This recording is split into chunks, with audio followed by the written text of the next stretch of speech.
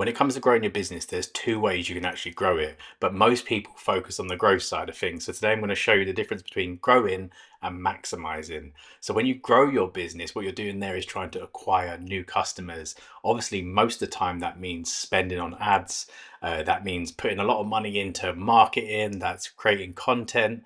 But the bit I like to focus on, which I think a lot of business owners aren't doing enough of, is maximizing. Maximizing is about once you have a customer, how do you get more out of them?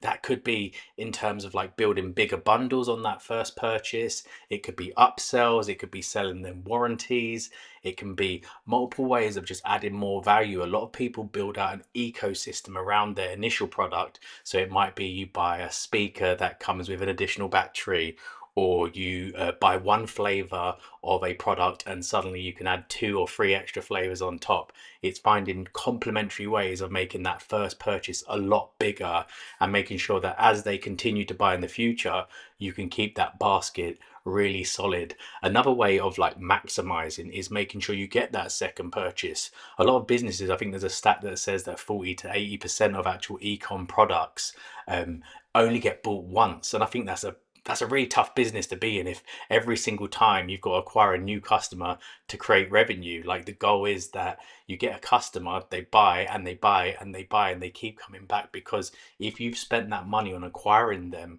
then it's worth finding a way to keep them long term. Otherwise, it's chasing your tail every month. You're having to bring people into the ecosystem, they make that purchase, and then they're gone. So, like, it's very important to keep your business having those repetitive customers. And I know that doesn't always lend to every type of business. For example, if you're selling a one-off expensive product, they might only buy it once, but in that moment, there's an opportunity to bump it up with that's add-ons. As I say, if that's creating a tier where you can get more warranty, or is there a subscription you can add on the tail end of it? Obviously, like I wear a smart ring and you have to pay for that product once, but then you've got a subscription ongoing. That kind of keeps a tie with the revenue from that customer. Obviously, another potential way to make money from that is actually getting them to refer somebody. So if your product doesn't lend to being bought month on month, like I've signed up to subscriptions for supplements or energy drinks or whatever you're subscribed to, they kind of lend to being bought every single month. But if that's not happening and you've not got that built into your system, then the way to get more out of that customer is actually to get them to refer somebody. So yeah, that's another one there. So yeah, it's kind of either having a subscription or having a natural cadence where that person's going to keep buying month in, month out. And I've got a lot of subscription businesses that I signed up to myself that require a monthly repetitive thing. It's supplements, as I say. I've got cleaning products for my house that I have to have every month. You got toilet roll that you can probably get every few months and stuff like that. So anything that's kind of on that repetitive frequency, that's a great way of creating a business that's about maximizing. So when you get that customer once, you're going to keep getting value from them. That LTV, that lifetime value, is continuing to grow. And so that will be an amazing metric for your business. And I think too many people are too focused on how do I grow my business by just keep getting new customers, and not focus enough on when I get a customer, how do I get them to stay and how do I get them to spend more? And it doesn't mean like you're trying to squeeze every bit of life and blood out of that customer. It just means that you're building an ecosystem where the product becomes more valuable.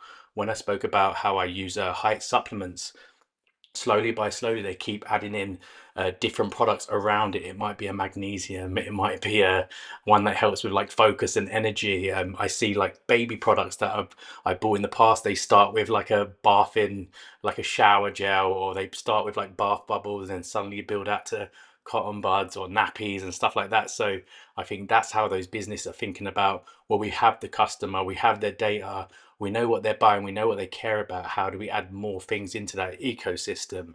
So yeah, this is a short video, but I just wanted to quickly put that out there because it was in my mind of like the different versions of grow or maximize. And I think a lot of the time too many businesses are focused on the growth element and not so much on the maximize.